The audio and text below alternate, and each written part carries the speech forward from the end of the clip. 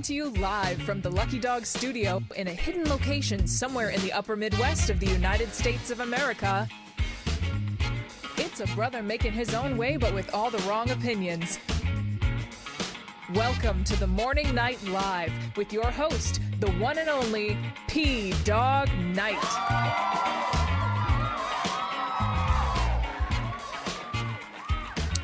Yeah. Okay. Let's get this show started. Hello, everybody. Welcome to the Morning Night Live. I am your host, Marty, also known as P-Dog Knight, on the internet on this Tuesday, the 3rd of December, 2024. 22 shopping days, or 21 shopping days till Christmas. Christmas. Christmas. Christmas. Well, a merry, merry Christmas to you and your kin. I don't even know what I was doing. Oh, that's an ugly statue. Anyway, good morning. How y'all doing? Happy Tuesday. I'm a little punchy because I've been up all night. I went to work at 10 p.m. as I do this time of the year. So all these shows up through Christmas are going to be a little bit, if I fall asleep in the middle of the show, you'll know why. Anyway, so yeah, lots of news about the Hunter Biden stuff still. People are still reeling over that. And so we got a bunch of stuff about that. And I have a bunch of stuff bookmarked, but I don't have it in the sequence yet, so I'll just pop that over there because there's a lot of little cute little videos. And also, as you can see from the picture here, Donald Trump posted an interesting picture, and I got it right away, but a lot of people are like, what is he doing? Why is he putting that picture up? I don't understand. So I'm going to explain it today on the show. And in fact, somebody actually on X, the app formerly known as Twitter, explained it better. But I have a simple explanation, and then I'll give you the longer explanation. But anyway, as we do every day, it is it's a day where I say hello to everybody before we get the show started. And I see a lot of you've already pumped up them notifications. I love it. Let's see. Let me make sure. I don't have a special day today, though. That's what I forgot. And I don't have a happy birthday today either. So we'll figure that out a little later. But let's say hi to the troops, and we'll get it started. First in the chat today. Oh, by the way, before I even say that, I know I do this all the time where I start to do one thing and then I pivot to something else. Please share the stream, whether you share it or if you click that link at the top of the chat over there, or down there, depending if you're watching on your phone or something. Click that link and reply, let's go, and put your favorite GIF, or peanut butter sandwich, whatever you choose, in the reply, and it'll likely be featured here on the show, which several of you have already gotten. Some of you have already gotten the assignment. And then Gunfox also dropped a piece of news out here. Oh, interesting. All right. Well, thank you, Gunfox. Even though you didn't drop you don't have to drop a Hamilton. I just caught it here in my reply. So we'll do that one too. But anyway, let's say hi to everybody. All right. Let's say hello. First in chat today is Mr. Kara Soldier.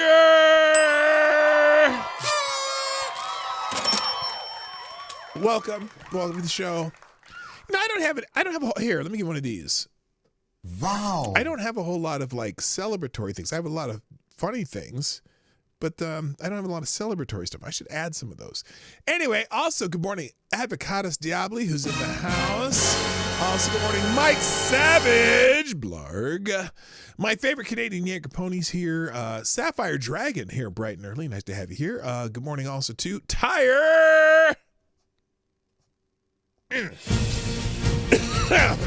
Tyre Alexander the Scourge is here. Good morning. Attack Alpaca, what's up? Good morning. And Gunfox61, the amazing administrator of the P-Dog Knight Discord server. Also, good morning, Boneheaded Dumbass. Lord Stanhope. Who else is here? Nomad's in the house. Hammer time. Also, good morning too. Oh, it skipped out. See, that happens almost every day when I do this. Let's see. There's another icon. Anna Lynn's in the house. Jimmy Dots Hotep's in the house. Nice to have you back, my brother.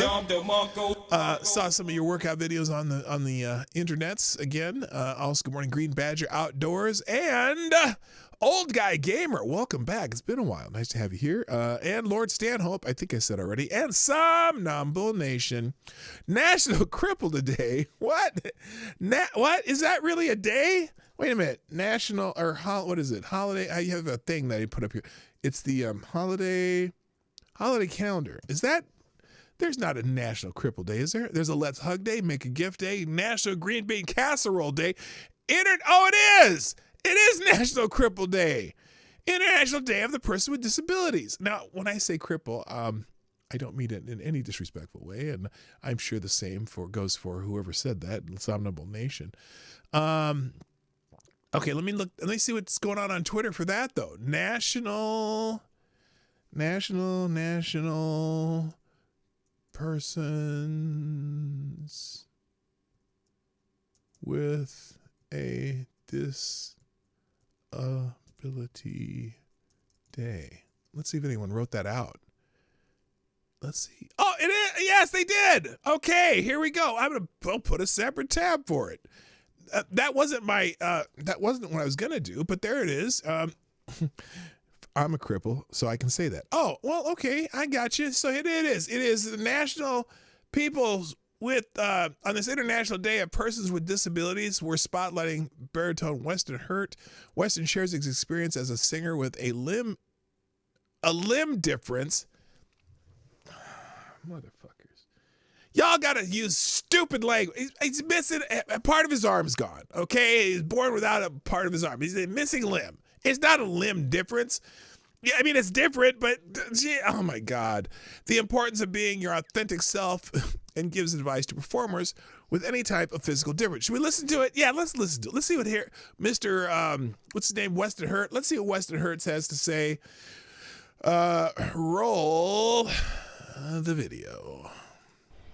Making my debut with English National Opera as Rigoletto is incredibly. And Rigoletto, I love that opera. I think it's incredibly challenging for people of any difference in the arts when it comes to casting. And I think at the end of the day, it should be about the ability to communicate and communicate effectively and storytell. Okay, sure. And fulfill the role, the duties for the role that you'll be singing. Okay. And therefore, your director I think has it's to of deal the with utmost importance for anyone who might feel or know that they are different to never give anybody a reason not to hire you. Okay. Balancing hold a high-profile operatic career.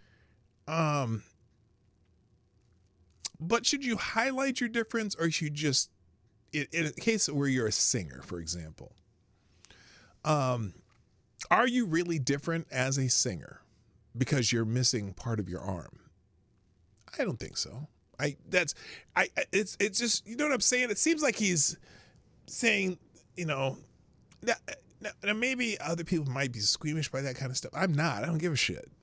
Maybe it's because I know people. I mean, I know people who are missing his entire arm. But I don't know. I don't think of anything.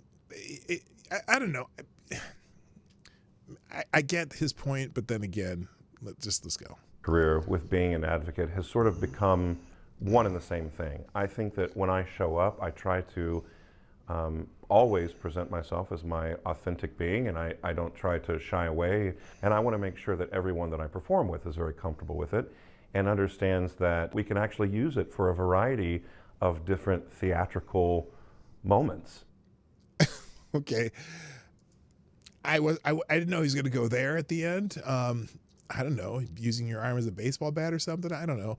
Anyway, so International Person with Disabilities Day. Hug a cripple near you, I guess. Okay. Making my debut. With okay, Mike, Weston, whatever your name is, quiet. Good morning, Tyler F. and Amazing Disgrace. If he's Italian, it's a bigger setback. Is it? I don't know. I don't know. I don't know. Now, also today is apparently it's Giving Tuesday. So for some reason, I'm trying to find someone here who has a reason, or at least a explanation of Giving Tuesday. Apparently, the day after Cyber Monday, it's like you got Black Friday, And then you got Small Business Saturday. Sunday, everyone takes a day off for rest and football. And then you have Cyber Monday. And then you have Giving Tuesday. And so people are putting stuff out here for Giving Tuesday. But I don't know I'm not sure exactly what obviously you give something to give, I don't know, your favorite charity or something. So here, for example, here's an organization called Real Men Teach. Happy Giving Tuesday. Real Men Teach was founded on the belief that money shouldn't be an obstacle to students being taught by men of color. What? What? Okay, let me believe that money shouldn't be an obstacle to students being taught by men of color. Our Real Men Teach scholarship helps fund the education of men who will shape the next generation. Oh, I see. So they are trying to promote having men of color become teachers. Now I'm looking at this picture and I see several brothers, and then I see, I don't know, I see some women here men of color. And then there's a couple of white guys. Are they of color? Well, I suppose white, the beige or whatever is a color. I'm trying to understand this. But, the obstacle of students being taught by men of color is usually not a whole lot of men, period, going to teaching. So it doesn't make sense.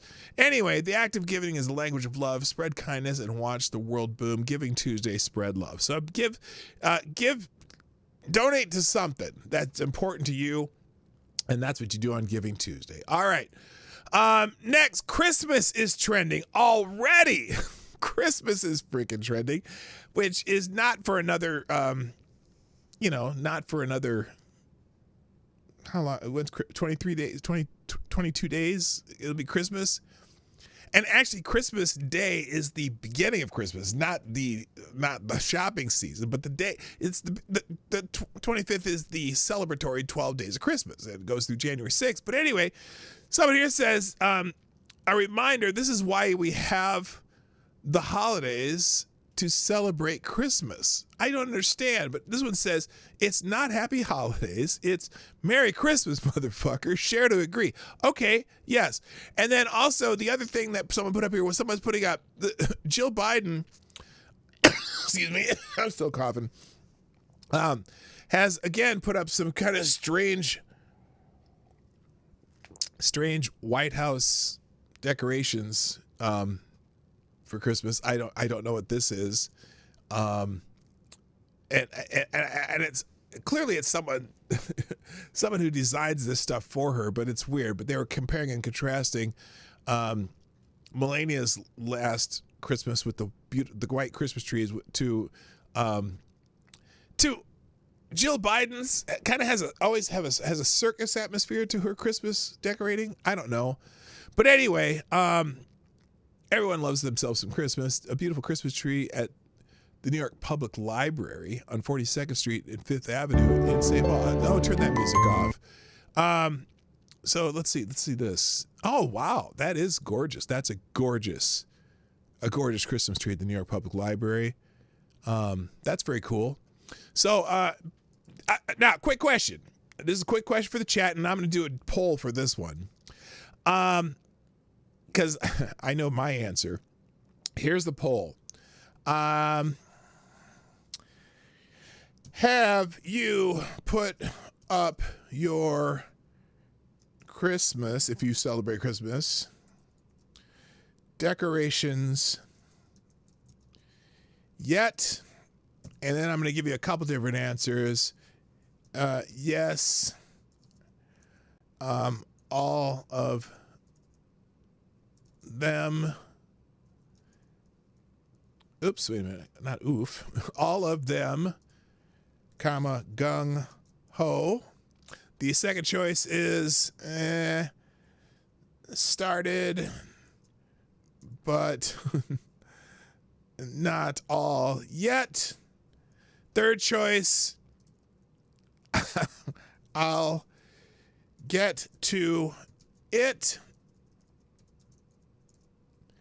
And the last choice.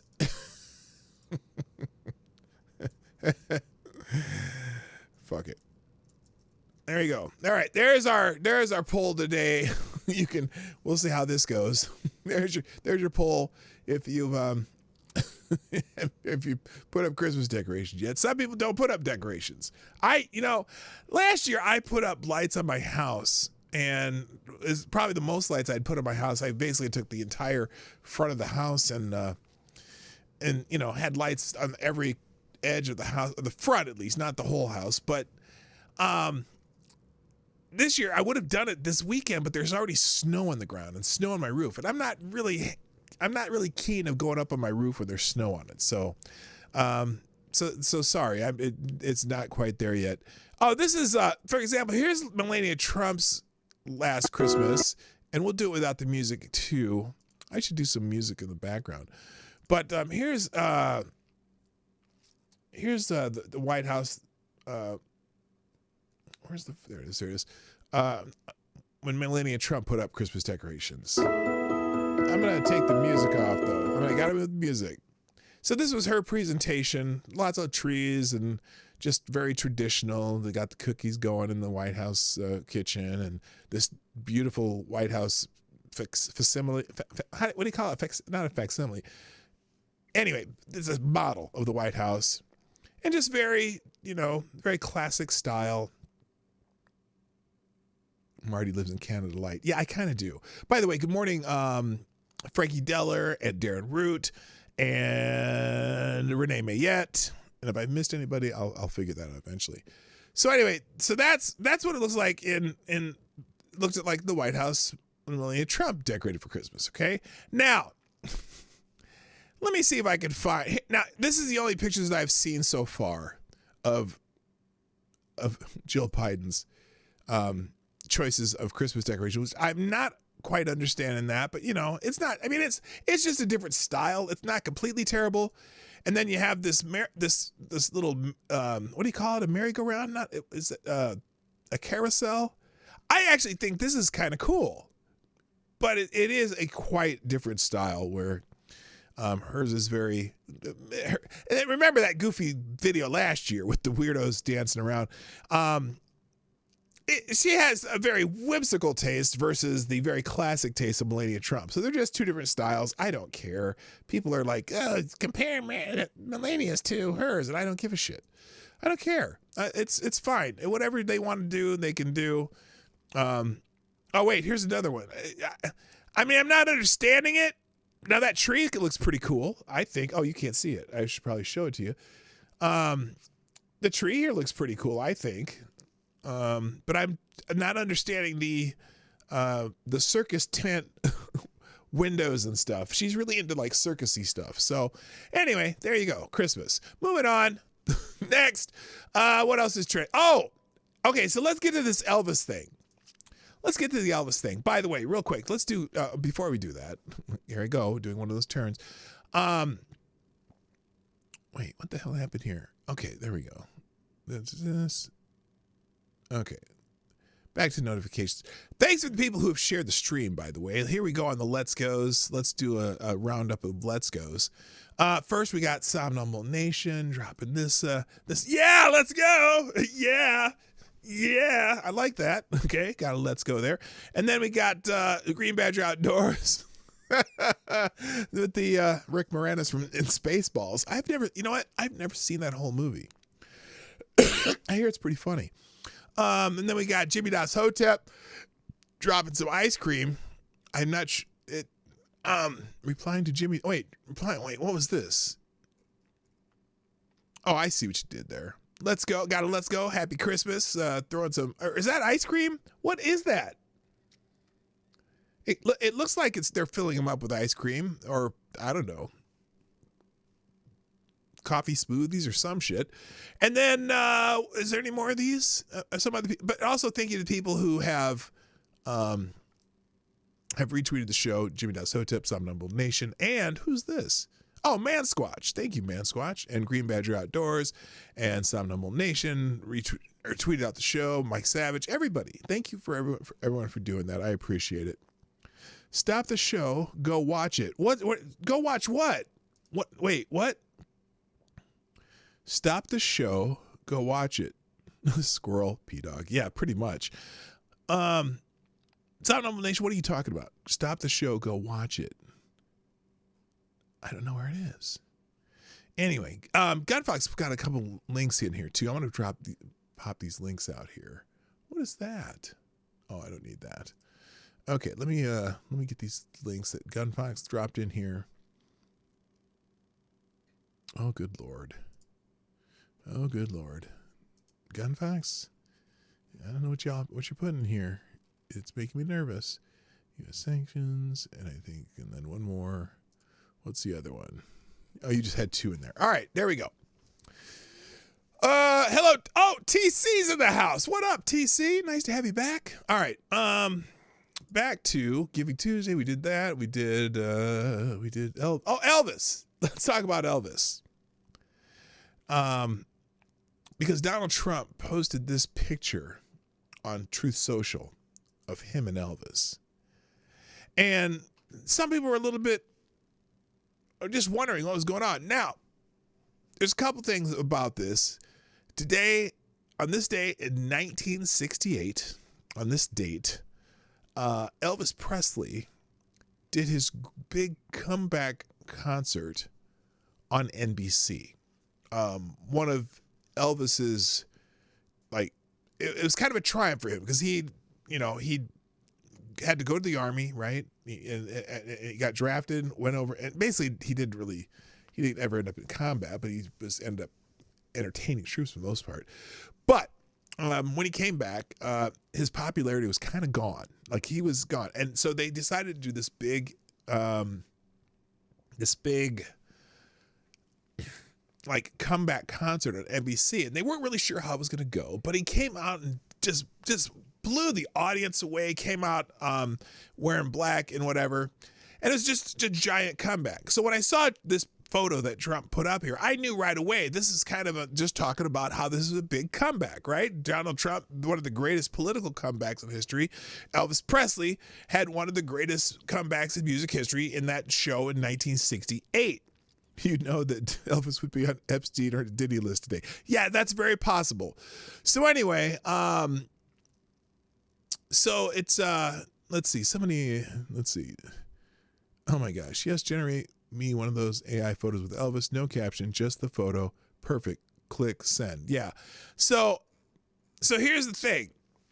That's why. And I noticed, like, the Juanita Broderick, if you know who that is, posted this. Shows Trump posted this on Truth just now. Someone please explain it to me. And so that was my explanation. It was when he did this concert in December 1968. 9 p.m. Elvis' first network special was broadcast on NBC. It's most commonly referred to as the 68 Comeback Special. And so this guy up here wrote a little post on it, and I already put it on the side here. So here's his explanation. I think it's pretty good. So Trump posted this on Truth Social, a powerful image of him standing alongside Elvis Presley, the king of rock and roll. But this photo is so much more than a snapshot. It is a masterstroke of symbolism, a reminder of what it means to be an icon, a disruptor, and a cultural phenomenon that defines a nation's spirit. Elvis wasn't just a musician. He was a trailblazer. He broke boundaries, shattered norms, and redefined what it meant to be an artist. He embodied freedom, individuality, and rebellion against the establishment, a perfect representation of the American dream. His music just didn't entertain. It transformed an era and inspired millions to believe that greatness could come from anywhere.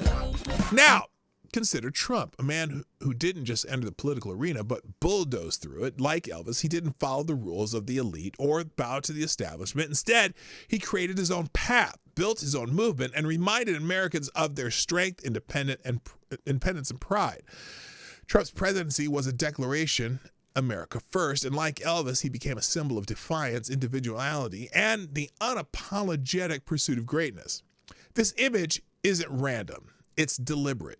it bridges two icons who represent the same core values, freedom, courage, and refusal to conform.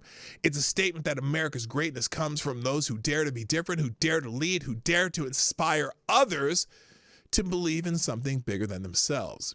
But it's also a call to action. Just as Elvis reshaped music and culture and Trump reshaped politics, it's up to us to reshape the future, to restore the pride and patriotism that made America a beacon of hope, to fight for the soul of this country and defend the ideals that brought us to where we are today. Trump posting this photo isn't just about nostalgia.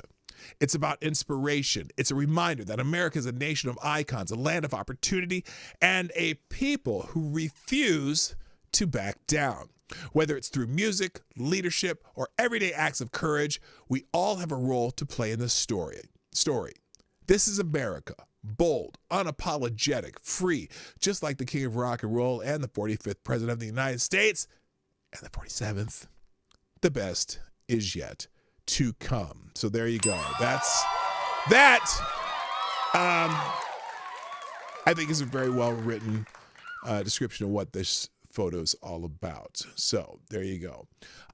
Real quick, thank you, Gunfox61, dropping a Hamilton via YouTube Super Chats, who says, for tomorrow, look in Discord news section if you dare. Evil laughter.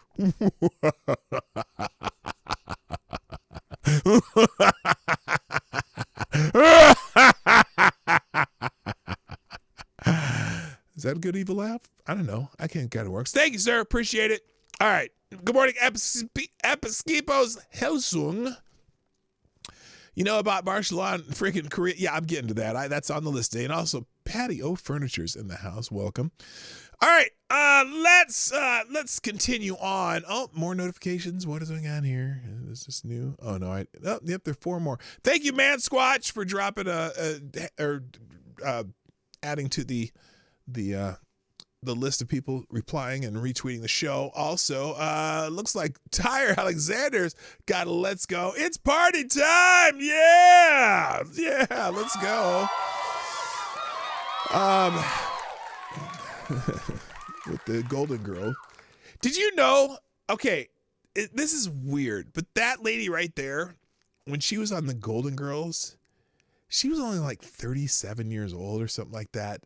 She was although Estelle Getty, I think, was the youngest on the show, but it's really weird because, you think of those people as just being super old. Or, she's like 39 years old. And Estelle Getty was like 34, but she had all that makeup on to look like the oldest one. Anyway, that's interesting. Let me see here. All right. We did that. Notifications. Where are we at? We did Elvis. All right, let's get into a few trending topics. Then we'll do a couple articles from Gunfox. Then we'll do some articles that I was ready to do. And we might even get into a little bit of Hunter Biden stuff, which is really what I wanted to get into today. Delaware is trending. The state of Delaware, and apparently the state of Delaware, there is an activist judge in the state of Delaware that has, that is basically what they've done. They've somehow, Elon Musk loses a bid to get incentive package reinstated as the CEO of Tesla. And it doesn't make sense. So here it is. Just in, Delaware activist judge Kathleen McCormick declines to reinstate Elon Musk's Tesla compensation package, once again overruling the company's board and more than 72% of its shareholders. So the shareholders had decided they were going to give Elon Musk a compensation package, right? And instead, she ordered Tesla shareholders to pay $345 million in legal fees representing the plaintiff who owned just 9 shares of the company. Get that again. $345 million in legal fees to the attorneys representing the plaintiff, who owned 9 shares of the company. Judge McCormick previously ruled against Elon Musk during his acquisition of Twitter. Before becoming the head of the Delaware Chancery Court, McCormick worked at the Delaware law firm Young and Conaway. For decades, this firm and its employees have been large donors to President Joe Biden. Oh, go figure. In 2016, Hunter Biden hosted a gubernatorial campaign event for Congressman John Carney at the offices of Young Conaway in Wilmington, Delaware. Then Vice President Joe Biden attended as the guest speaker. Carney, a close friend of Biden for over 40 years, later became governor and nominated Kathleen McCormick, then a partner at Young Conaway, during her current position on the Delaware Chancery Court.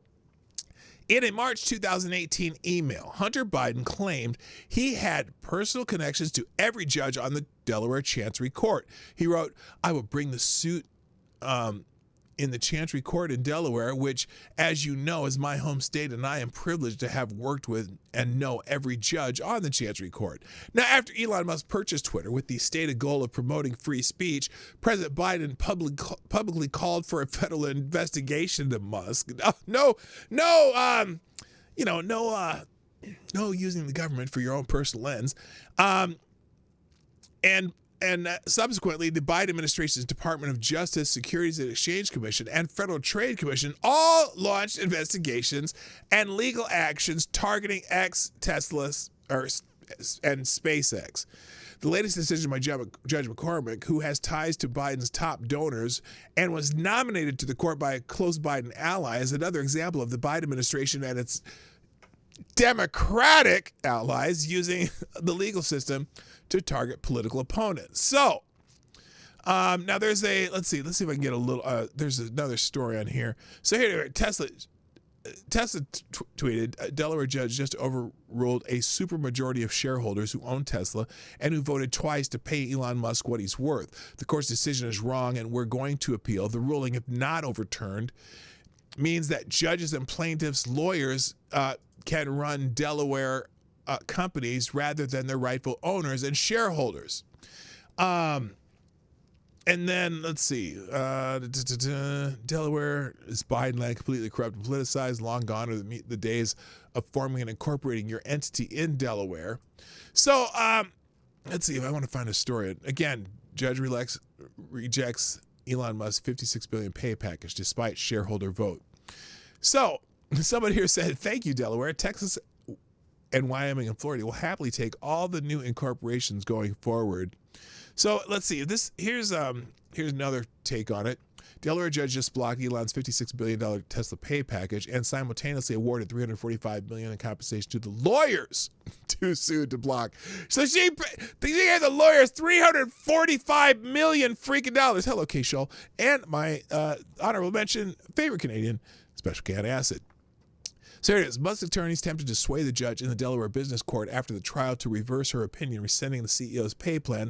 Tesla had conducted a shareholder vote to ratify Musk's 2018 pay plan at the EV maker's annual shareholder meeting in Austin, Texas in June. Judge Kathleen McCormick wrote in her opinion on Monday that even if a stockholder vote could have a ratifying effect, it could not do so here.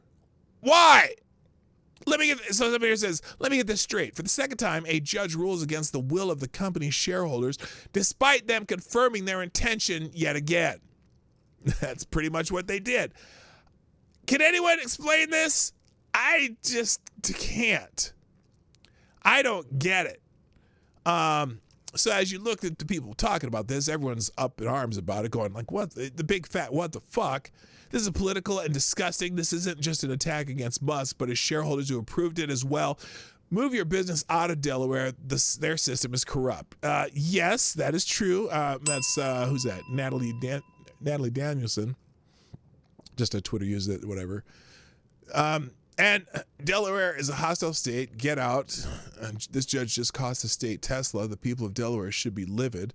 Yeah, because what little tax? Well, is there no corporate taxes in Delaware? Is that why a lot of companies go there? I'm not sure.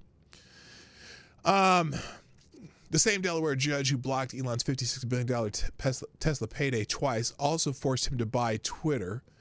Her activism got the better of her and resulted in a civilization-level self-own that literally altered history. Yeah, remember, because he was going to back out of the deal, buying Twitter, and this same judge said that, oh, nope, can't back out.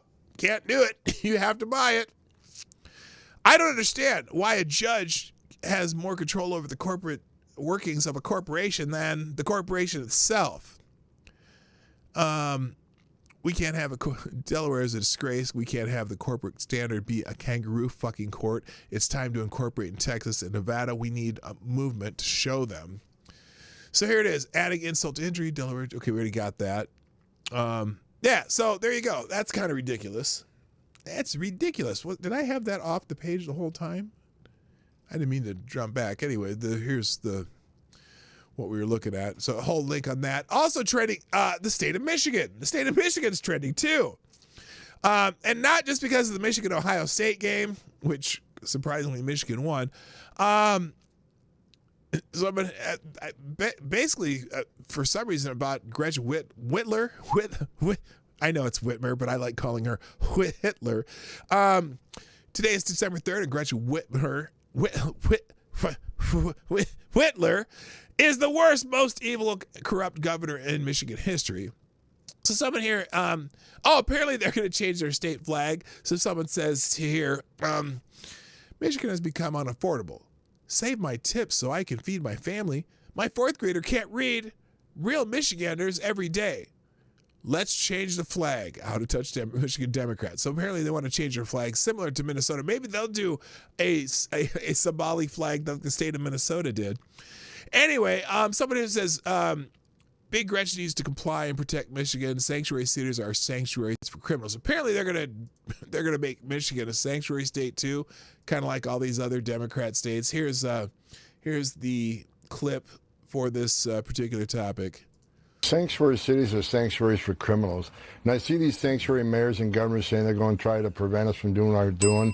Look, any representative, any elected official, whether he's a mayor or governor, I mean, President Trump's been clear. I've been clear. Right out of the gate, we're going to focus on public safety threats. So why would you not want public safety threats taken onto your communities? I mean, that's your number one responsibility is protect your communities. So work with us. But sanctuary cities, I hope they do go away because they're sanctuaries for criminals, period. They don't protect migrant communities. Victims and witnesses of crime, they say they have sanctuary cities because they want victims and witnesses of crime to feel comfortable coming to the police. That's a bunch of hogwash. Victims and witnesses of crime don't want the bad guy released back into their neighborhood either. So work with us and let's make those communities safer. Okay, good point from Tom Homan. But anyway, and then the other reason is because of the Michigan-Ohio State game. If you want to learn more about that, it's in the link today.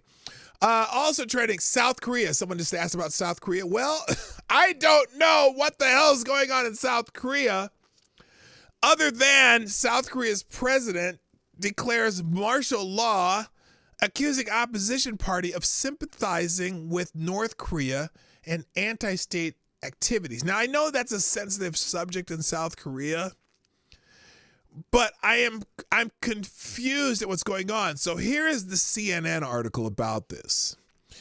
South Korean president declares martial law. South Korean president Yoon Suk Yeol declared martial law in an unannounced late-night TV address Tuesday, accusing the country's main opposition party of sympathizing with North Korea and of anti-state activities. Yoon did not say what measures would be taken. He cited a motion by the opposition Democratic Party, which has a majority in parliament, to impeach top prosecutors and reject a government budget proposal. Quote, to safeguard a liberal South Korea from the threats posed by North Korea's communist forces and to eliminate anti-state elements, I hereby declare emergency martial law, Yoon said in a TV address. The parliament speaker is currently en route to parliament and plans to convene a session. According to YTN TV, Yonhap news agency reported, though, that the entrance to parliament is blocked and lawmakers are unable to enter. What the bloody hell is going on? So I'm trying to figure it out. South Korea is going to have the world's first reverse curfew. No young people will be allowed to go home before 10 p.m. I don't know what that means. Breaking. The president has declared martial law in South Korea. Streets are deserted after his shock televised address to safeguard free and constitutional order against opposition parties that he says are anti-state activity. And then so easily done. Fire. What? What is that? I don't understand. I don't know what the hell's going on. And somebody here said, congrats to the new dictator of South Korea. Interesting. Casually scrolling Twitter. South Korea declares martial law. What the fuck? That's exactly how I feel. I have no idea. This is wild though. And I'm trying to find a reason, but all I see is people keep saying he's doing it. This is the only article of news I've read where they elaborate more details. Other just said the typical to protect from North Korea. Okay, here's an article.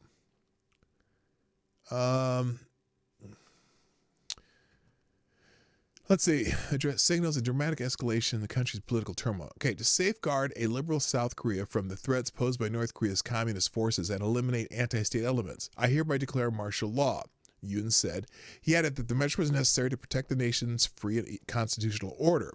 He did not say in the address what specific measures would be taken. Yoon accused the opposition Democratic Party, which holds a parliamentary majority, of holding the government hostage through its actions. He pointed to the party's recent motion to impeach top prosecutors and its rejection of a governmental budget proposal contributing to the crisis. Since taking office in May 2022, Yoon has faced resistance from the opposition-controlled National Assembly. In his address, he argued that martial law was essential to safeguard the Republic of Korea's freedom and protect against what he described as threats from pro-North Korean anti-state forces.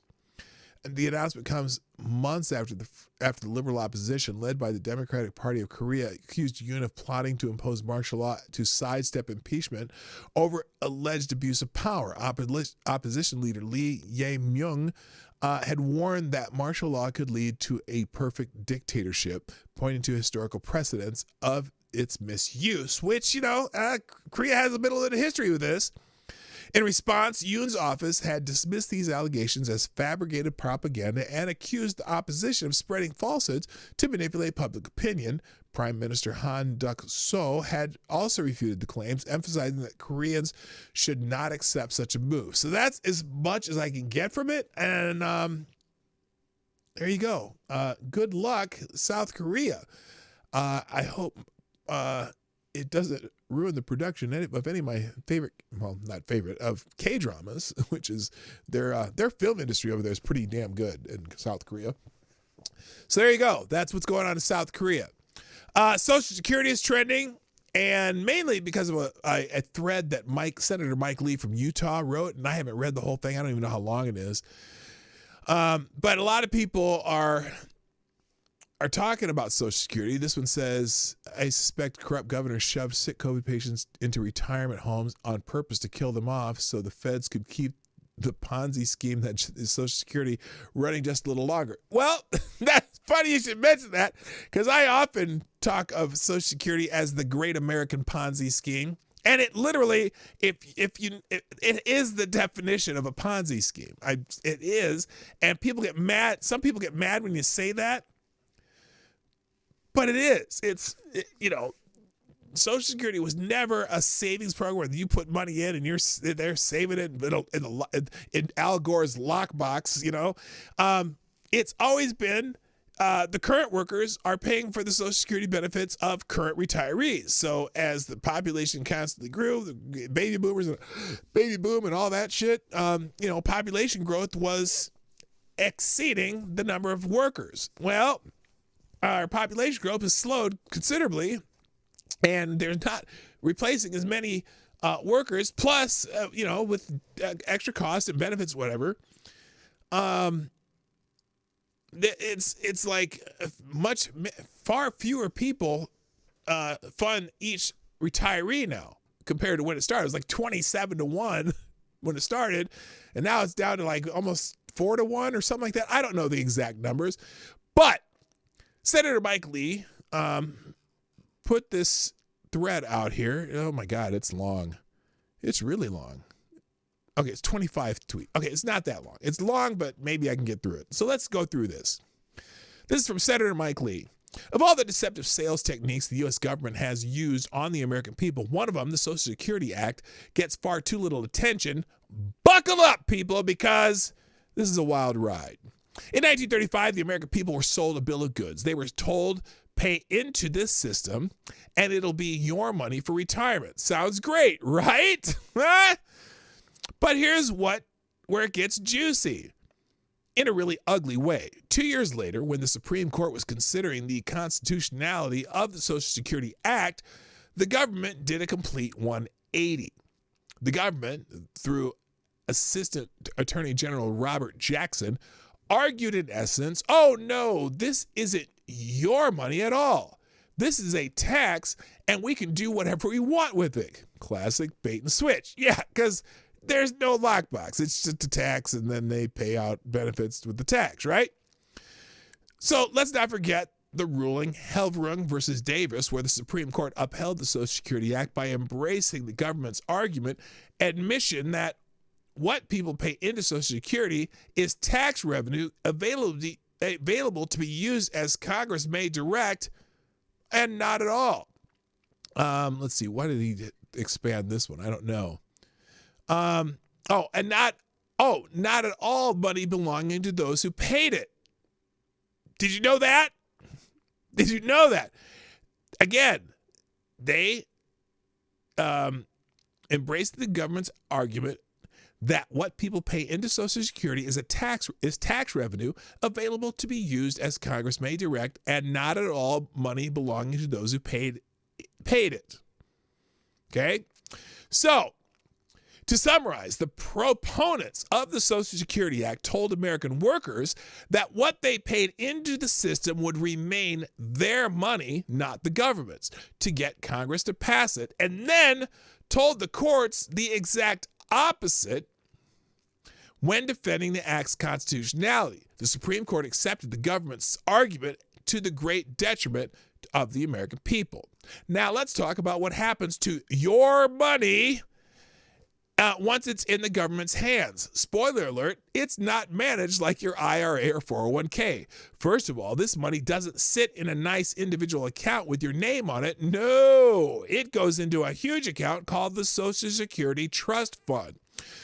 But here's the kicker. The government routinely raids this fund. Yes, you heard that right. They take your money and use it for whatever the fuck they want. Excuse me, I'm sorry. That's not what he wrote. They use it, hello Arthur, how you doing? They use it for whatever the current Congress deems necessary. So every few years there is talk in Congress about saving Social Security, right? I've introduced and co-sponsored a number of measures over the years that would fix it, but most in Congress show little desire to fix it and are instead constantly looking for ways to borrow from it with no plan to put it back. And the returns, well, forget about the compound interest or stock market gains. Your investment in Social Security can give you a return lower than inflation. If you had to put the same amount into literally anything else, a mutual fund, real estate, even a savings account, you'd be better off by the time you reach retirement age, even if the government kept some of it. So do the math. With Social Security, you're looking at a return that's pathetic compared to your market averages. It's not even an investment, it's a tax. And let's talk about how this system is set up to fail. The demographic shift, more retirees, fewer workers. It's almost fair to compare it to a Ponzi scheme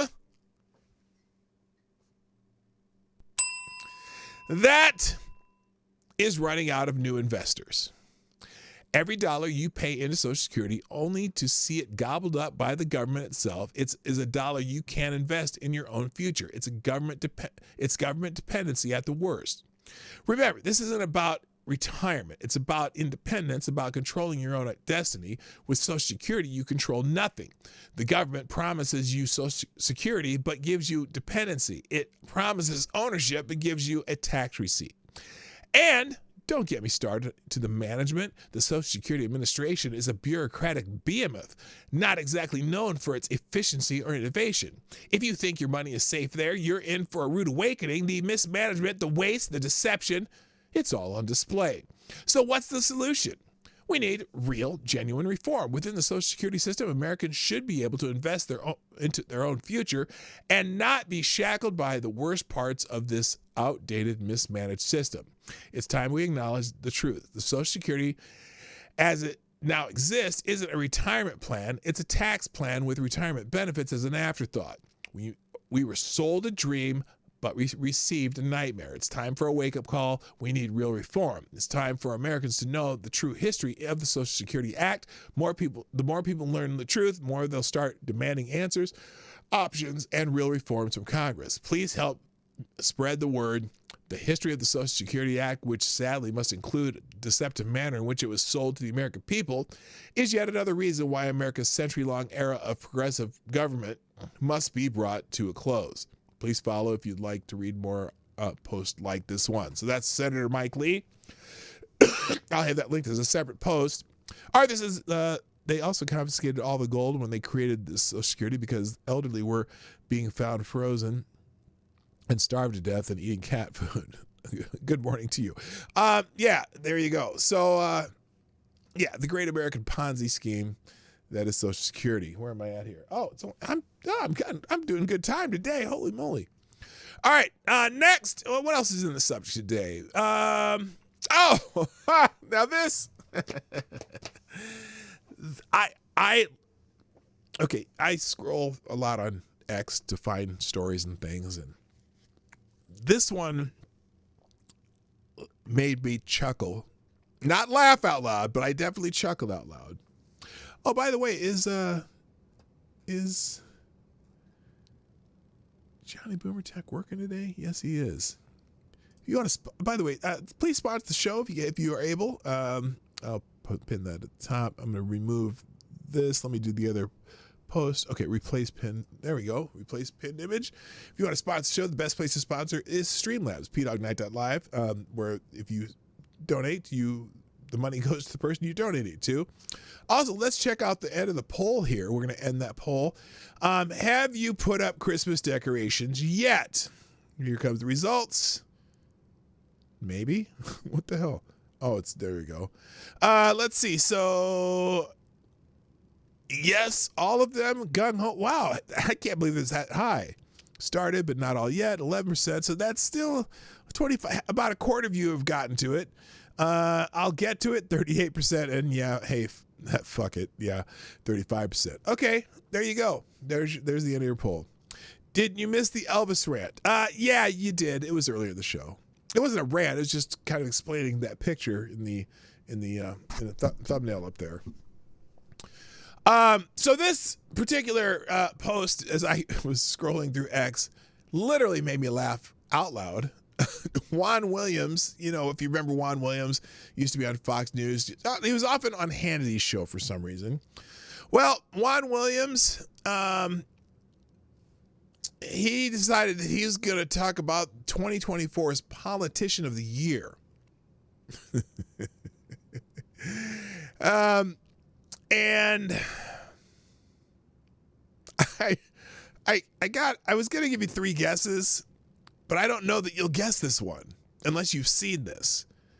I tell you what, put some guesses who you might think Juan Williams would think is the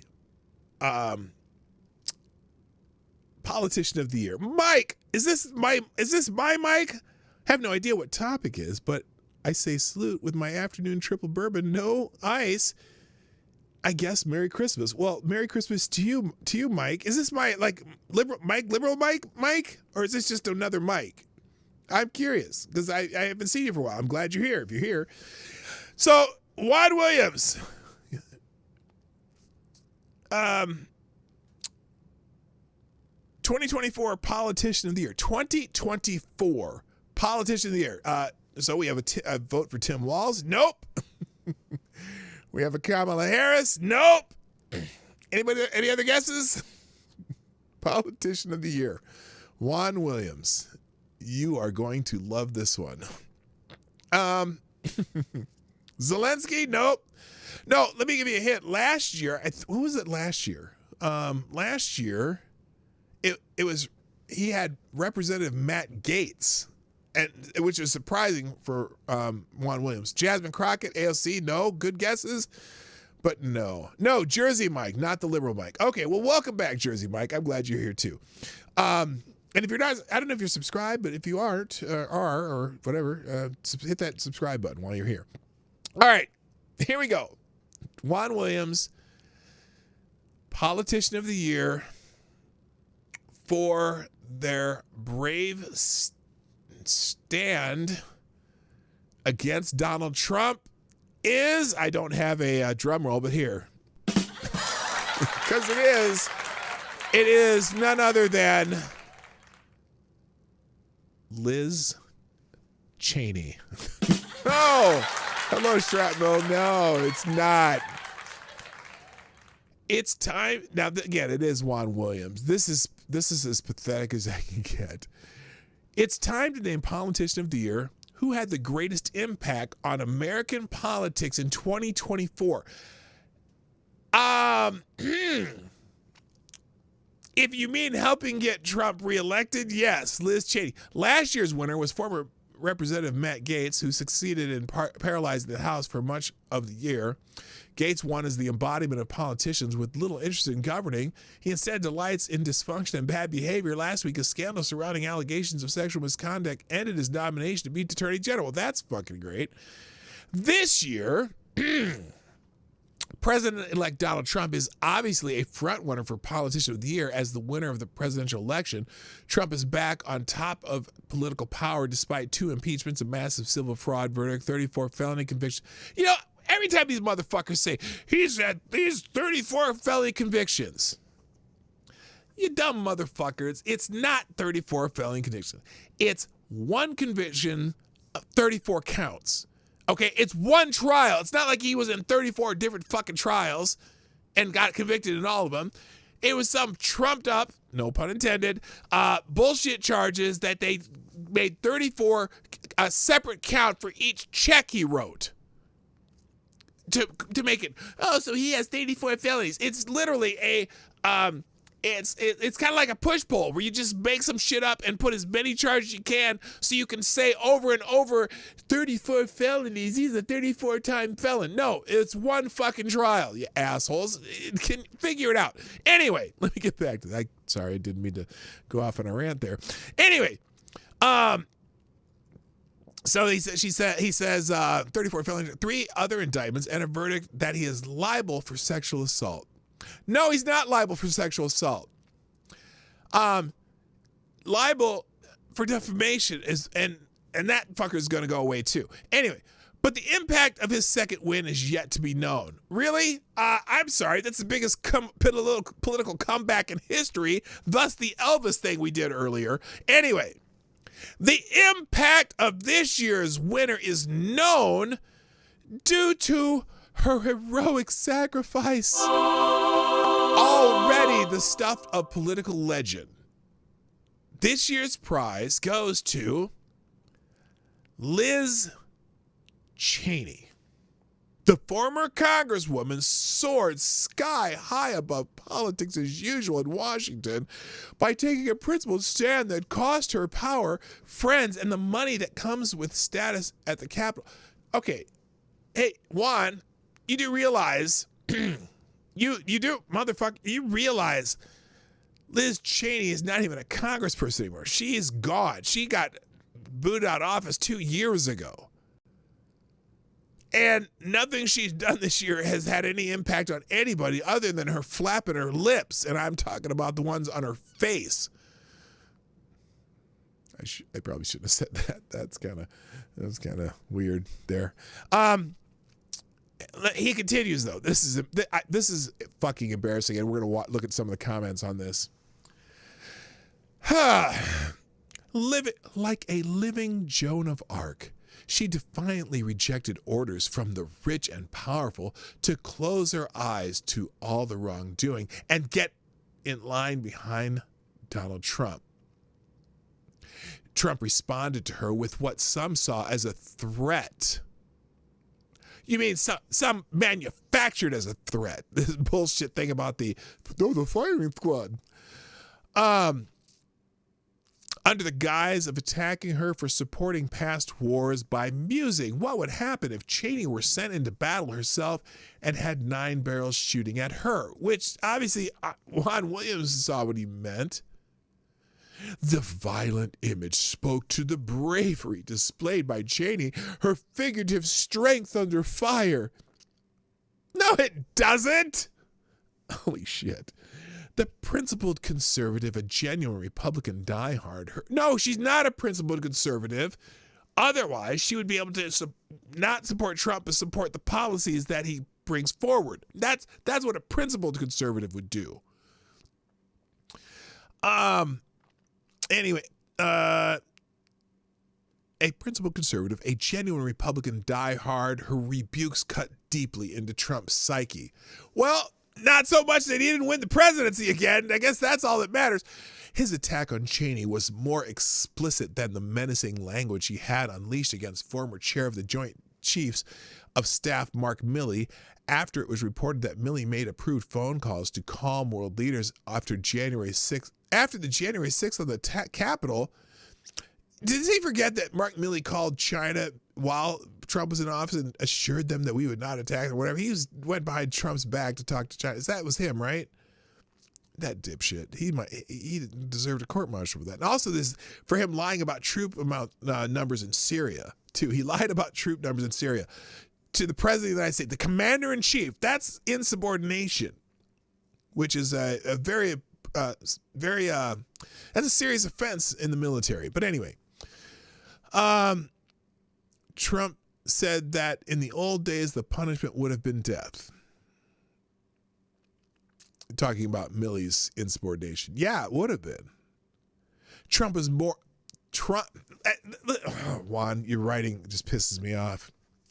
Trump was more violent in his imaging for Cheney because she stood apart from the other critics by joining with Democrats to impeach him as a matter of her loyalty to the Constitution. Juan, that was 4 fucking years ago, you moron. What do you mean? You have her as 2024 Politician of the Year? For what? Going on talking head shows and MSNBC? That makes her Politician of the Year? She's not even a politician right now. Right now, she's a private citizen. I don't understand where this hagiography is coming from. That led Trump to deride her as a sick person and use her as an example of what happens to his critics. I was responsible for her defeat, and by the time we finished, she got the lowest vote in the history of politics, he said. Trump's subsequent mention of rifles aimed at Cheney's head came after she made a public appearance at the side of Trump's rival for the White House, Vice President Kamala Harris. Oh, she became one of these. Seated with Harris, she called on other Republicans to turn away from Trump and acknowledge him as a threat to the nation's constitutional order. Well, that aged well. Cheney declared, I have never voted for a Democrat, but Donald Trump was willing to sacrifice our capital, lie, to allow law enforcement officers to be beaten and brutalized in his name, lie, and to violate the law of the Constitution in order to seize power from himself. No, he tried to use constitutional means, and it didn't work out for him. So there was a peaceful transfer of power on January 20th, 2021. I don't care if you're a Democrat, Republican, or Independent. That is depravity, and we must never become numb to it, she said. Former Representative Adam Crying Towel Kinzinger is another Republican who served on a Trump impeachment panel and was one of 10 Republicans who voted for impeachment, a military veteran. He later spoke to the Democratic National Convention in Chicago and said it is time to transcend party lines. Again, if somehow either of these two assholes swayed people to not vote for Trump and vote for Kamala Harris, maybe I can understand being Politician of the Year. Guess what? Juan, dipshit, their efforts failed. How does this make sense to you? Everything that Liz Cheney did that had any consequence happened in 2021. Not now. or on the January 6th committee. Not now. That was 2 years ago. What? And he's talking about Kinzinger still here. Kamala Harris shares my allegiance to the rule of law, the Constitution, and democracy. I wonder how she thinks about that pardon of Hunter Biden. Whatever policies we disagree on pale in comparison to those fundamental matters of principle, decency, and fidelity to this nation. If you believe in defending democracy, I urge you, make the right choice. Vote for our bedrock values. Vote for Kamala Harris. That didn't work out, and I did it. Former Representative Charlie Dent, Republican of Pennsylvania, also spoke out against Trump as a threat to preserving our democracy. Well, that's great. When did you write this, Juan? Is this recent? This is from... it's after the election. How exactly... This is after the election he wrote this bullshit. How could you be politician, your brave stand that didn't do a hill of beans for anybody? I don't understand this shit. So he's talking about all the brave and brave Republicans who stood against Trump and got Kamala Harris 0 votes. I'm sorry. Oh my God. And he got Charlie Dent, John Kelly. Trump's spokesman said the retired four-star general had beclowned himself. This was along the lines of his response to other first-term officials criticized Trump, who he dismissed their assessment as trivial and responded that when you're fired, you say bad things. With Trump winning the White House for a second time, it is obvious that many Americans do not share Cheney's fear of Trump engaging in vengeful attacks on opponents and damaging the constitutional order. By the way, we did also find out that Liz Cheney tampered with witnesses for the January 6th committee. She went in and met with them before they testified, probably coaching them a little bit. And especially, who was it, the one that made up the story about the limousine? What was her name? I can't remember. It says a weird name. But anyway, time will tell, as they say, but about Trump and political retribution, but a concrete show of patriotic courage and standing up for America, no matter what the future holds, is clear evidence that the Politician of the Year award belongs to Liz Cheney. Good God, loser. Wow. I chuckled, and this, literally, he just posted this tweet today or yesterday. So let's look at some of the responses to that article. Right here, the very top one here. You're an absolute joke, and that hag doesn't hold office. Okay, that's accurate. Old Grouchy Gamer, friend of the show.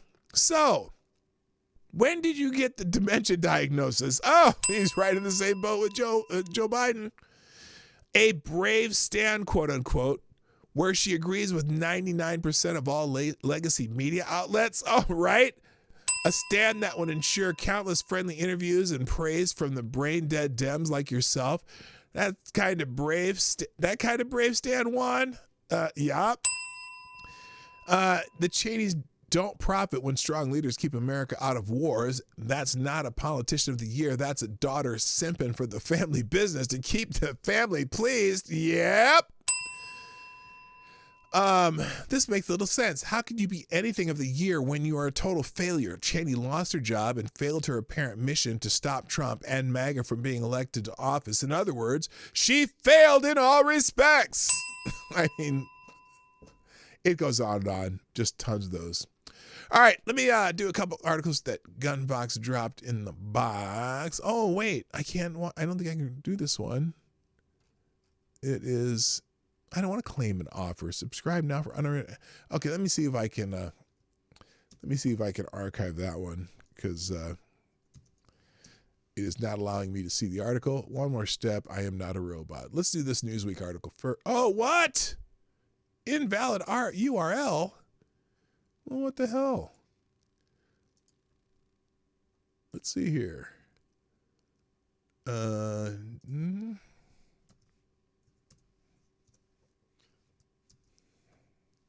This may not work. Oh, here it is. Okay. All right. Let's start with this one. Thank you, Gunfox. Selected boys in the house. Yeah, boy. All right. Here is this one. U.S. sanctions hit ruble as Russia's FX sources are drying up. Oh.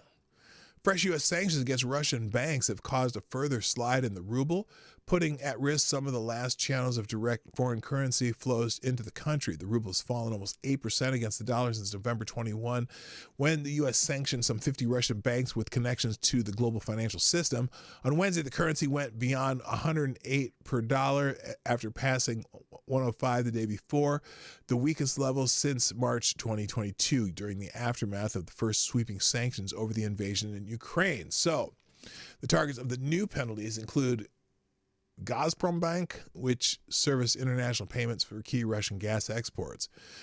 Quote, market participants are actively buying foreign currency to promptly make payments to counterparties, said Yevgeny Loktyukov at Promsvy Bank, whatever.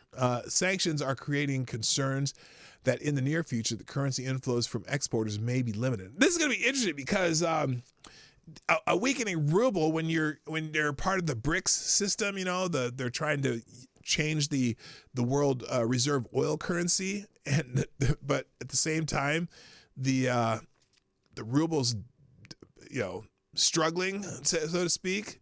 The Bank of Russia has used interbank transactions to calculate the rate since June, when the U.S. sanctioned the Moscow exchange, which immediately halted dollar and euro trading. On Wednesday, the bank also said it wouldn't purchase foreign currency on the domestic market until the end of 2024 in order to reduce volatility in financial markets. Since the beginning of this year, the Russian currency has dropped more than 19% versus the dollar. Central bank data shows it also lost almost 18% against the Chinese yuan. Russia exporters and importers have been suffering from difficulty with international payments since the end of 2023, when the U.S. intensified pressure on friendly countries through the threat of secondary penalties against financial institutions working with Russia. As a result, direct payments to and from Russia's main trading partners have mostly grounded to a halt. Russia still conducts thriving trade in commodities via intermediaries, often paid in rubles. So new rounds of restrictions may complicate foreign trade transactions even more and reduce incentives for bringing foreign exchange liquidity into Russia, Rosbank Analysis wrote on the note. The current trend of a weakening ruble may prove sustainable on the horizon of 2025, Rosbank wrote. Prior to Wednesday's central bank statement, and the analyst forecasts the ruble may reach 119 versus the dollar next year due to geopolitical tensions and the lack of incentives for authorities to limit exchange rate volatility. So I guess that's not good for the Russians. You take that as well as you will. Now, Godfox also gave me this one from Newsweek. Russia and China issue update after nuclear bomber patrols near U.S. allies. You hear about this? China claimed it, and Russia did not target any third party, while their nuclear-capable bombers patrolled near the allies of the United States in the Western Pacific Ocean. According to the Defense Ministry in Japan, the joint Russia-China air patrols were carried out on Friday over the Sea of Japan, also known as the East Sea, in South Korea, as well as over the East China Sea and the waters east of the so-called First Island Chain on Saturday. Chinese Defense Ministry confirmed the flights, saying they were part of an annual cooperation plan with the Russian military. The mission did not target any third party and has nothing to do with the current international and regional situation, according to Beijing. The Russian Defense Ministry claimed that aircraft involved in the joint patrol missions, including bombers and fighter jets, did not violate the airspace of foreign countries, as they acted strictly in line with provisions of international law when performing the flight mission. The two-phase mission was the 9th Joint Strategic Aerial Patrol conducted by China. China is asshole. And Russia since 2019, the China Defense Ministry said. In the previous instance, in late July, the Russian and Chinese bombers transited over the Bering Sea off the U.S. coast of Alaska.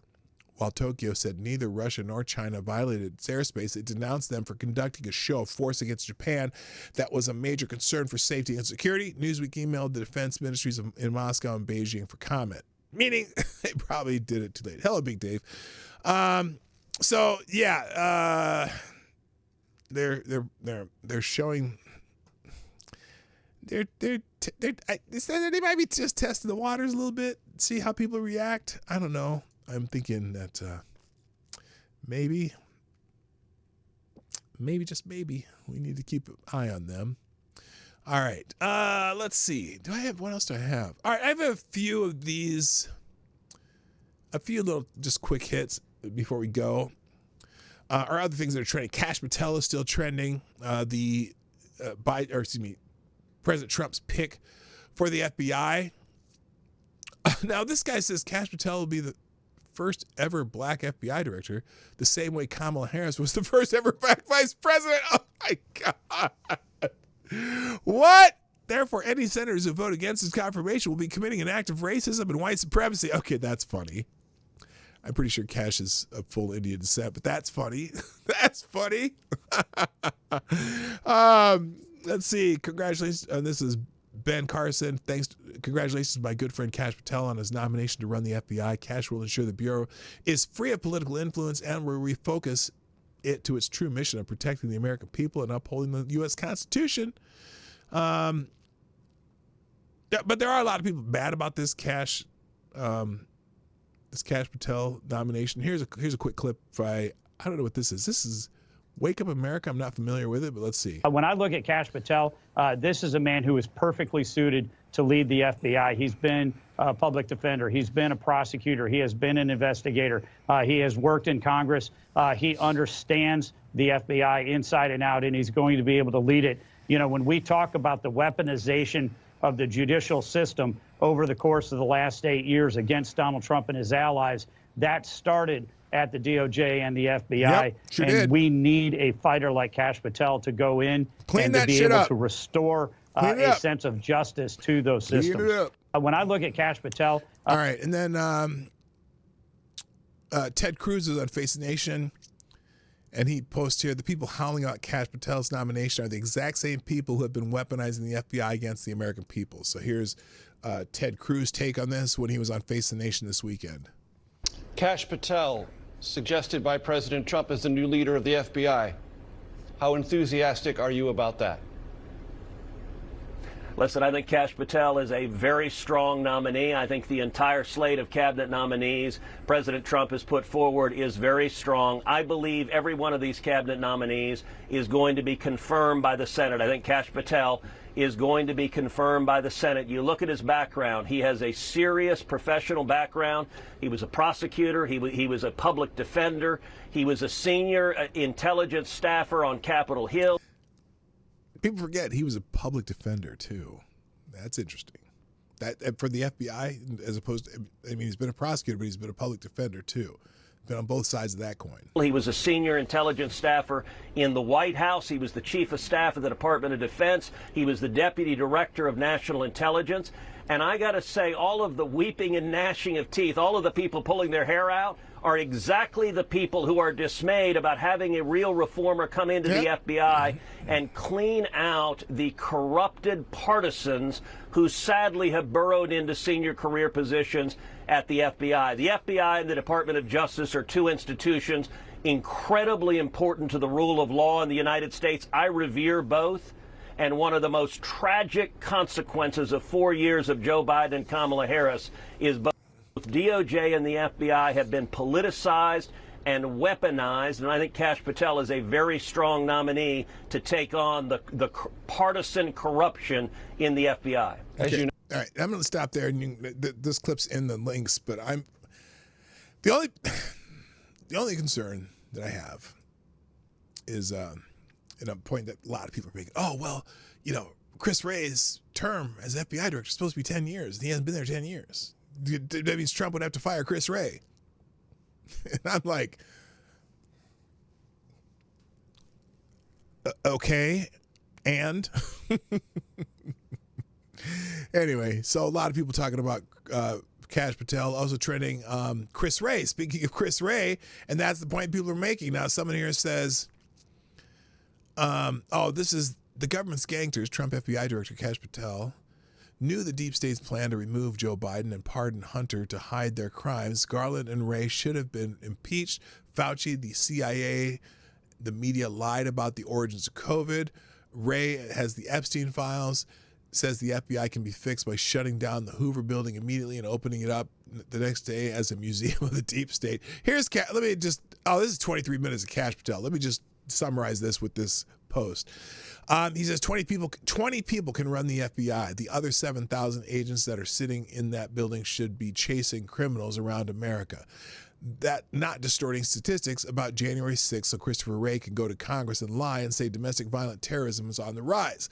He encourages the arrest and prosecution of Hunter Biden over the crime of prostitution for calling a hooker, which is prosecutable in almost every jurisdiction in America. Well, now that's trouble because, well, no federal charges, but hey, some state could charge him with that. Let's see. And he also says Joe Biden can be prosecuted for receiving money overseas, ill-gotten gains, which is illegal.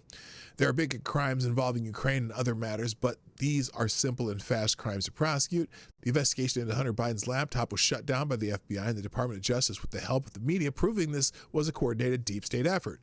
He says the Obama-Clinton administration has been running the White House for years, not Joe Biden. The deep state is evil, vindictive, and very smart. This guy, I'm liking this guy more and more. He named the top 5 deep state operatives in America, which are General Mark Milley of the U.S. Department of Defense, Mark T. Esper, former Secretary of Defense, William Barr, former U.S. Attorney General of the Department of Justice, Christopher Wray, current FBI Director, and Merrick Garland, the Attorney General of the Department of Justice. He says the deep state will be shattered under the second Trump administration, but it will be a monster fight. He read the entire secret JFK files and the secret 7 pages of the 9/11 account. He says he has seen it all and will recommend to President Trump to release all the files to the American people. Oh, yeah. Including the Epstein files, yes. He refers to the deep state operatives as government gangsters that will be brought to justice. So that's interesting. They don't like that.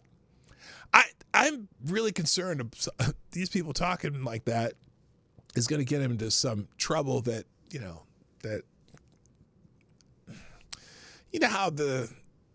think about how Epstein went away. There's some people out there that are not ready for this and may have some strange violent reactions. Hello, Reaction Puerto Rico. Hunter Biden still trending, and I was going to talk a lot more about him today. But here's what I'm going to do. I got a few videos here. By the way, Hunter Biden, Burisma, the big guy, all still trending from yesterday. And then I have a few just short clips that I wanted to highlight. Let's see. Can I do this? Oh, I can't do that. I got to copy and paste the links. We'll go through just a few videos and then we're going to get out of here. Here is the very French sounding name, Karine Jean-Pierre. Well, let's put it this way. CNN actually calls out Joe Biden for pardoning Hunter in the way that CNN can. I mean, it's not full-throated. I was going to embellish that, but I'm not going to. The Biden Justice Department has been politicized. That's this message. The message this morning from not just Donald Trump, but from President Joe Biden himself. Mm-hmm. The president issuing a full and unconditional pardon to his son Hunter after repeatedly. This is important, and I think I bookmarked another clip where if Joe's message in his pardon of his son is saying that the Biden Justice Department was politicized, that the reason Hunter Biden was prosecuted because his name was Biden, wouldn't that be a reason to fire somebody in the Justice Department if it's literally politicized and not just a charge that you would normally bring? That you'd think you'd want to fire somebody, but no, they're not going to do that. They're not going to do it. Insisting in public that he wouldn't do it. Is there any possibility that the president would end up pardoning his son? Oh, they've asked this question many times. I just said no. I just answered. When would the president pardon or commute his son if he's convicted? So I've answered this question before. It was asked of me not too long ago, a couple of weeks ago, and I was very clear, and I said no. You've said before that the president would not pardon his son. Is that still the case? Nothing has changed. That is Nothing's changed? And have you ruled out a pardon for your son? Yes. I said I abide by the jury decision. I will do that, and I will not pardon him. I could speak for the president, and he said he would not pardon his son. This is on CNN. Have any intention This of pardoning him? We've been asked that question multiple times. Our answer stands, which is no. Okay. Well, look it at her stood face until last night. It stood until Casey. The Biden Casey Justice with the Department- side eye, or kind of the sarcastic look in her face. That was pretty fucking amazing. All right, so there's that one. Let's see a couple more. Let's see. Oh, Scott Jennings doing his thing. Here's Scott Jennings. Copy link. Scott Jennings doing his thing on This Is CNN. Here we go. Come on. There we go. That President Biden made this decision. Yeah, well, tough. The president went ahead and did what he thought was right. Oh, for him she's a and little to protect his saucy son. now, isn't she? Joe Tough. Biden is leaving office making the strongest possible case for Donald Trump that anybody could possibly make it, and that's that our government and our justice system is of, by, and for the elites and nobody else.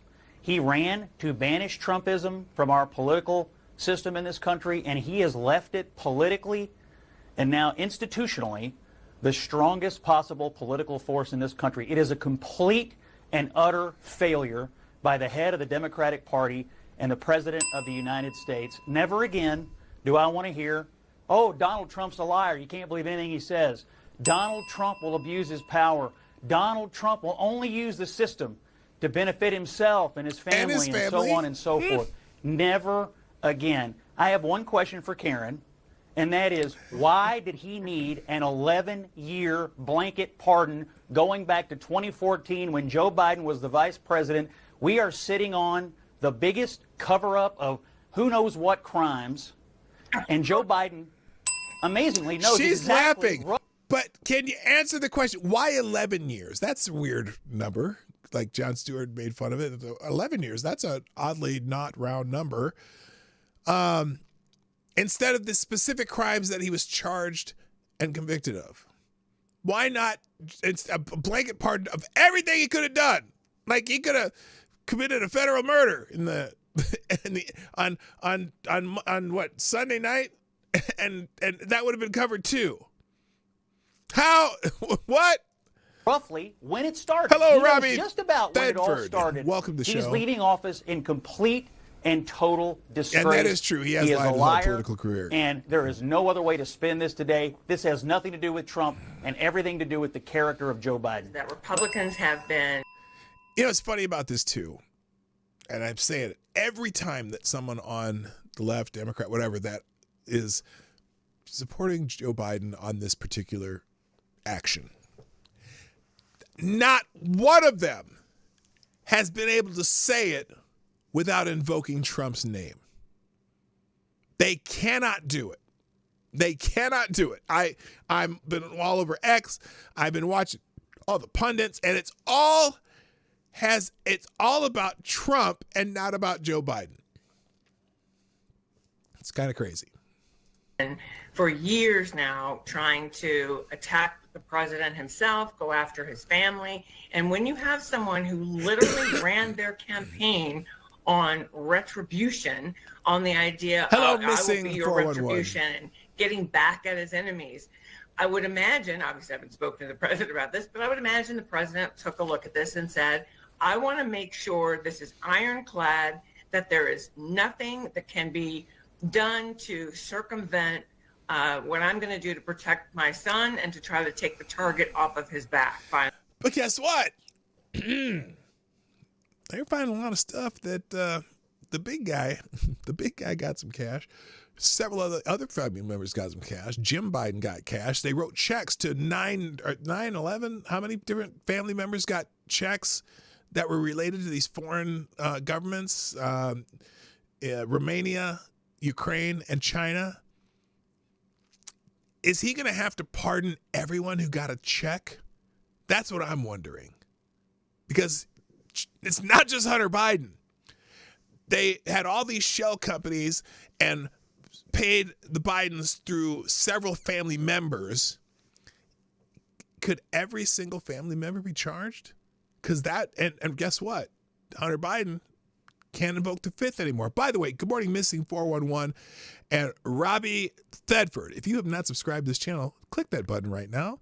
Glad you're here. Welcome. I don't know how you got here, but I am glad you are here. All right, continue this. Once and for all. So that's my reading. Come get of him, it. Scott. I'm going to finish with this today. I think that the hypocrisy There's all here, kinds of links. It is astounding. What I mean, hypocrisy? Donald Trump. Yeah, the has hypocrisy said, of Joe Biden. Exactly. Oh, you didn't mean that? Well, that's what you should be saying. and done things, said things and done other things. And again, he's a convicted. Again, they cannot justify this without invoking Donald Trump. It's what about Trump? And if this pardon does not stand on its own after nearly a year of saying that you weren't going to do it, without invoking Donald Trump, you fucked up. You fucked up. And this is going to, will this hurt the Democratic Party over the next couple of years? I don't know. But I'll be damned sure that if I'm a Republican, this is coming up and they're going to investigate this anyway.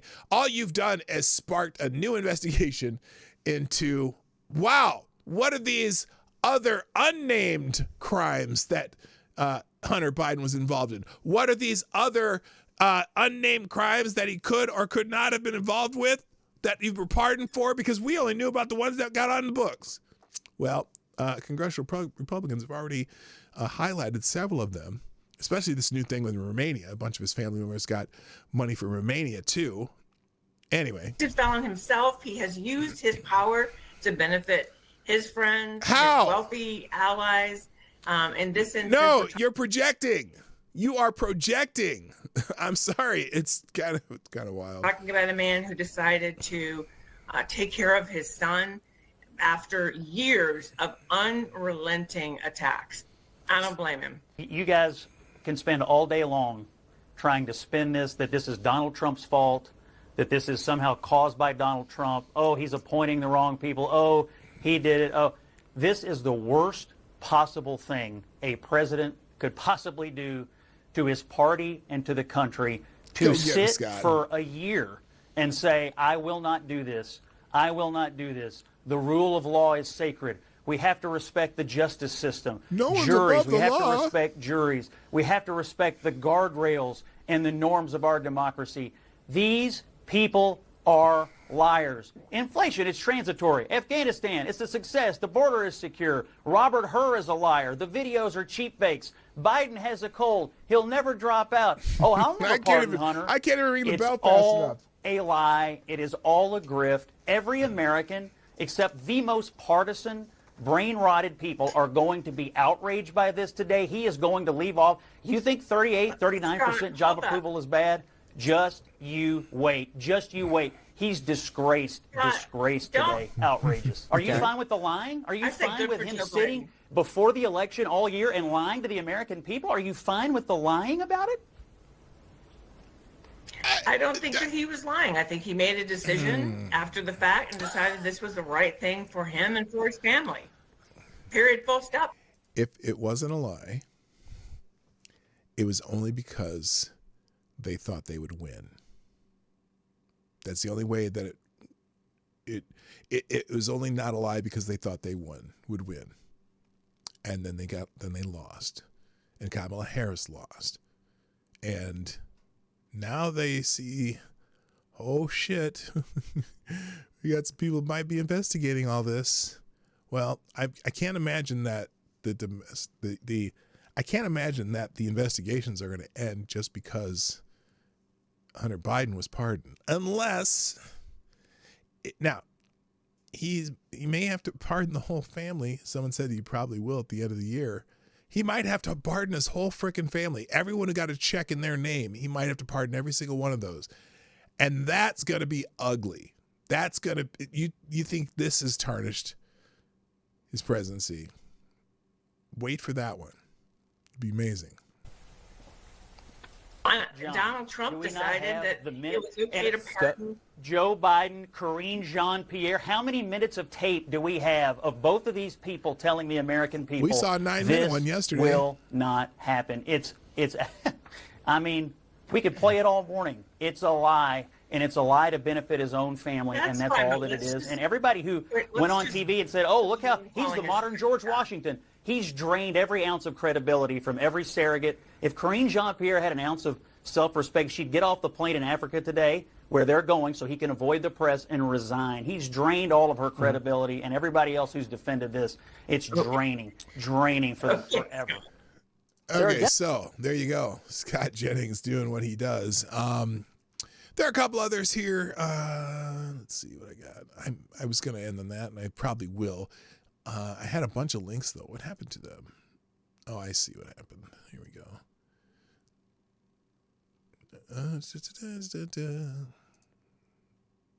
Oh, there we go. So I'm going to drop a couple more links that I'm not going to get to just because we're out of time here. And then I have several articles open too that I will put in the links that'll be dropping in the chat and in the description down below. Y'all, I got to go though. It's that time. So thank you for joining me today on the Morning Night Live. Let me get these links in the chat. Let me fix that. Oh, wait, I got to close a couple of these first. Close that one and close that one. And there we go. All right. So bunch of bonus articles that I didn't get to, plus everything we've done so far today. If you're new here, hit the subscribe button before you go, and hit the like button, and share the stream. Share it even if even though the stream's over, the replay will be up. So here are today's links. Here we go. There we go. And that's it. Thank you for joining me today. I'm here Monday through Friday around this 10 o'clock time, Eastern time. And I'll be back tomorrow because it's Wednesday and ready for hump day. That's it. I got to go. My name is P-Dog Knight. And I'm out of here. Bye-bye. Have a great motherfucking day. Yeah. Hey, this is P-Dog Knight. And thank you for watching today on the P-Dog Knight channel. If you have an observation or remark you'd like to make about this video or my channel, I absolutely welcome you to write it in the comment section down below. I really look forward to hearing from you.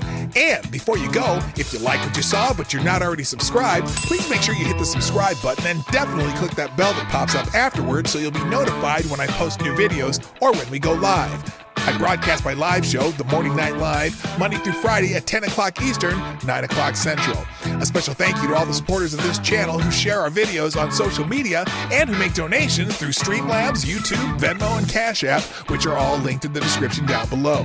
Thanks again, and until next time, I'm P-Dog Knight, and I'm out of here.